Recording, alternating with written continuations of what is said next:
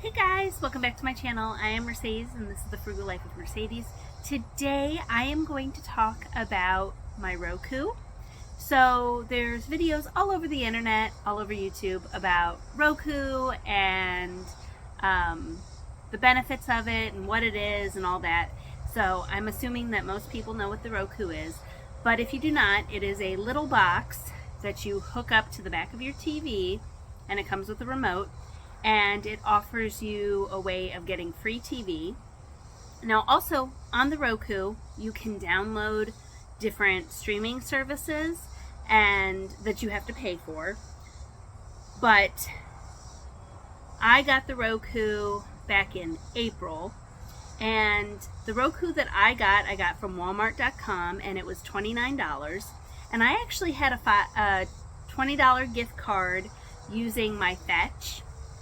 If you guys don't know what Fetch is, basically you scan your receipts and you get points for buying things that you were going to buy anyway, and then you can cash them out for gift cards.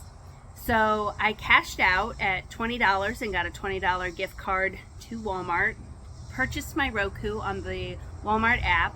So out of pocket I paid $9 for my Roku, and my brother set it up for me. It's not difficult to set up at all, but he enjoys setting things up for me, and so I just had him do it. Very easy, very simple.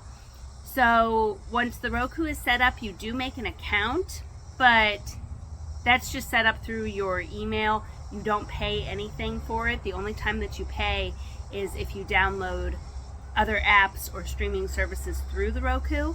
Now if you have Netflix or Hulu or anything like that, there are apps on the Roku, so you could hook those streaming services up through your Roku.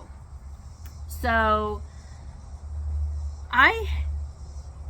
my brothers had a Roku, I want to say like 8 years ago or something like that, and I remember trying to watch stuff on the Roku and I was like, there's not really anything on here. I really didn't get it.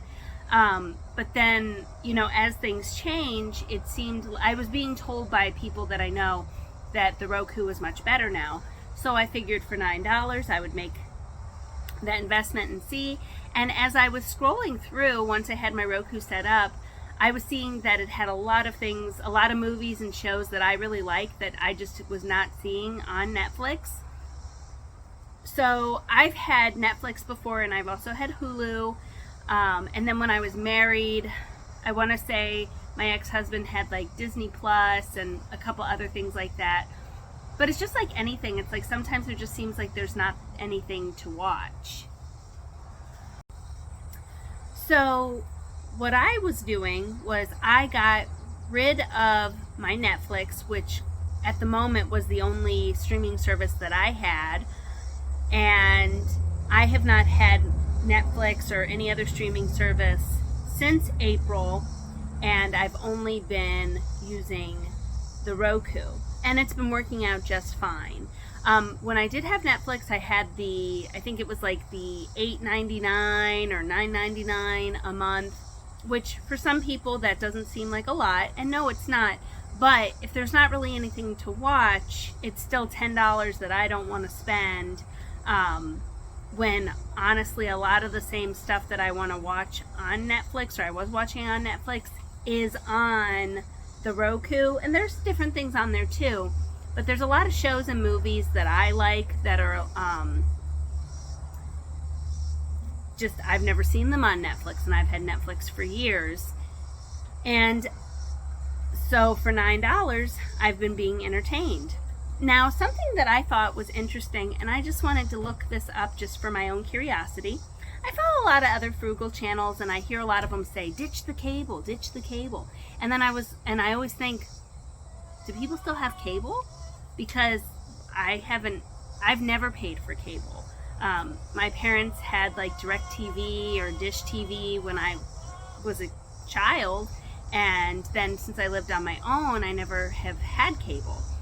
So I looked it up, and it said that as of 2022, so our current year, 44% of American households still have cable, and the average cable cost per month is $79 a month.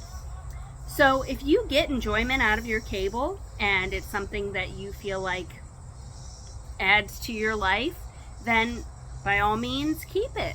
But if you are constantly like there's nothing on TV and all that kind of stuff, it might be time to let the cable go, which I know for some people that might be a little hard, especially if there's TV shows that are on regular TV that you're so used to watching, or some people are really big into the sporting events or different things like that. But there's so many options now, and I don't think I've ever really talked about cable or streaming services on my channel before, so then I figured that I would talk about that. I'm not sponsored by Roku or any of these companies. I'm just telling you that, you know, I wanted to give Roku a shot, and I did, and I really like it. And I don't feel like I'm missing anything. And you know, you can, and the great thing about Netflix or Hulu is that I could get off this video right now and re-sign up for Netflix or Hulu or Disney Plus or whatever, and I could be watching it 10 minutes from now. And I think that that's awesome, but that you also need to remember that if there's services that you are not using, to remember to cancel them. Because I know that you don't necessarily watch every streaming service that you're paying for, and so if you're looking to cut back, that might be an option. So if you've got 5 different streaming services and you find you really only watch 2 of them, then maybe it might be a good idea to let the other ones go. And also, when you're dealing with multiple people in a household and everyone has different preferences and all that kind of stuff, that's something to keep in mind as well. But for $9, I got a Roku, and even if you were paying full price, you know, $29, or I even saw some that were a little bit more, and I asked my brother, and he said that it has to do with 4K, or something like that, which didn't apply to me, so I wasn't going to pay for the more expensive Roku. But yeah, I thought it was very interesting that 44% of American households still have cable.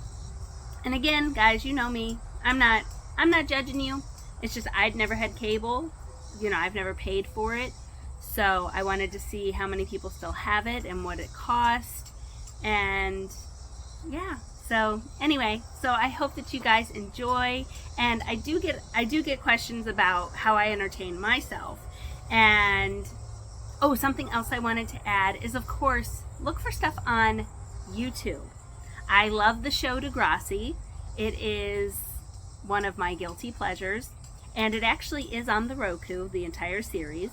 But before I had Roku, when I only had Netflix, I would watch Degrassi through YouTube, and they have full episodes. I think the whole series, as far as I know, is on YouTube for free, and I would watch it on there. I also watch free movies on YouTube.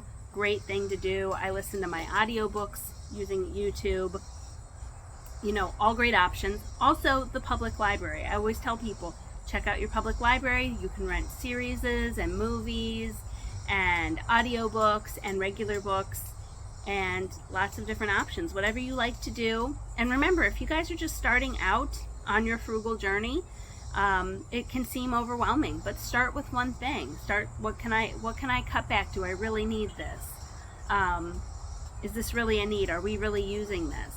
And as I've talked about in many, many videos, but if you're new here, I always say, if something is really important to you, then make it work.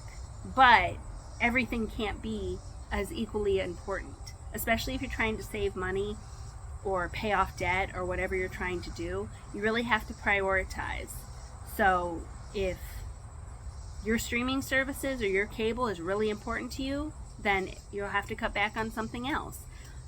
If going out to eat is really important to you, but watching TV is not so important, then maybe cut back on your streaming services. And I'm sure you guys probably joke about this with your friends like I do with mine. It's like by time you get every streaming service, you're paying more than you would if you had cable. So you don't necessarily need every streaming service. You know, or take turns. Like, you know, maybe we'll have Disney Plus for a couple of months and then we'll cancel that and then get Hulu and have that for a couple of months. Lots and lots of options, guys. Again, because I've never had Disney Plus, I don't know if you can cancel the same as you do with Hulu or Netflix, but my experience with Hulu and Netflix has been awesome as far as canceling and all that. So yeah, but anyway, thank you guys so much, and please consider subscribing, and until next time, guys, bye. I wanted to show you guys real quick. Here is my Roku box. As you can see, it hooks up to the TV, and I just keep it here on my Blu-ray player, and here is the remote, and here is my TV,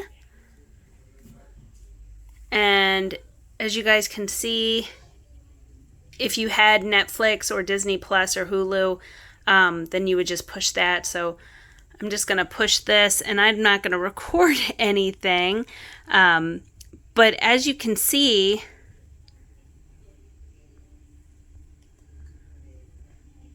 and you can do searches.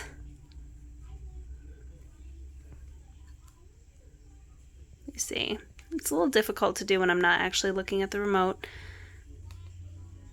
So if you hit the home, then as you could see, you could do Hulu, or it's hooked right up to my YouTube.